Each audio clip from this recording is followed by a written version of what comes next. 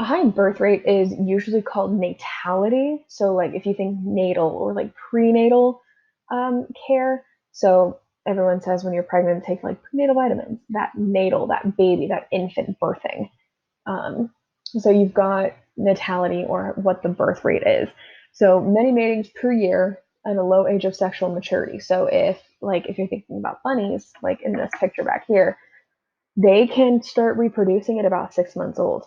They live for about 4 or 5 years. So if they had to wait until they were 2 years old, they would have many, many fewer litters, and they can also breed throughout the year instead of just having like one breeding season like a lot of other species. You can also have a long lifespan, which is going to mean more breeding as well. And you can also have something called a low infant mortality rate.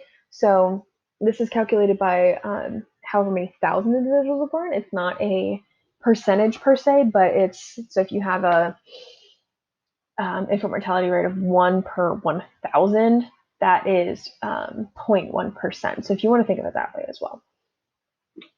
You've also got more individuals migrating into an area. If you already listened to the human population, I talked about this a lot. If you haven't, make sure that you listen closely on this part of the information. I'm not going to repeat that. So we've got the total growth rate, which is what we really care about. This is the amount of births, subtracting the amount of deaths, also adding into how many individuals have immigrated into the population, along with subtracting how many have left and emigrated. So you've got this fluctuation of individuals who are coming in and out. You've also got the individuals who are being born into it and who are dying. All of that lumped together is your total growth rate. So as your population grows, they're going to utilize their resources and their habitats. They're going to use all of your abiotic factors, your water, your temperature. If you're a plant, you're definitely going to want to worry about that sunlight. For biotic factors, they're going to worry about their food. Sometimes shelter can be biotic or abiotic as well. All of these resources are going to be limited. So they're only going to be able to support a certain number of individuals. And this is what I was referencing earlier when it comes to carrying capacity.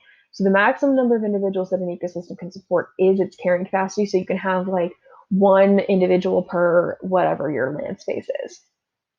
Looking at this image right here, this is an sorry, can't talk today. This is a depiction of your total growth rate.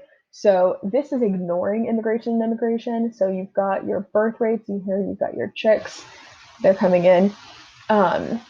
And then you've got your death rate. So immigration and emigration is pretty consistent usually. What the big change is going to be is if there's a lot of births or a lot of deaths. This is going to fluctuate a lot. As populations grow towards their ecosystem carrying capacity, there's two different types of curves on a graph that you're going to see. First is an S-shaped growth curve. So this is when you've got a small amount of individuals that have maybe recently come into the environment, or you have just reintroduced a species into this location. So, for instance, in Yellowstone, I know I talked about this about a month or two ago. In Yellowstone, when they reintroduced their wolves, so this would be an S-shaped growth curve. Start small. They introduced a pack of like four to six individuals, and it has a lag phase, so it's going to take some time where you have very, very low growth because they're only having the same amount of individuals for births as deaths, but eventually it's going to increase pretty rapidly. So once those young ones grow up and become of age of reproduction, so then you're going to have this massive, rapid, exponential growth. So it's going to then slow down as carrying capacity is approached. So it starts off pretty level, like the bottom of an S. So it's like you're writing an S backwards from the bottom up. And then it comes up, you've got that exponential growth, and then it levels off over time. So you've got that very top curve of the S coming in. So that's your carrying capacity, where your births are going to equal your deaths because the resources available can't sustain a higher amount of population. So here's what I'm looking at. So this is your S-shaped curves looking at this graph. So here you've got your lag phase down here.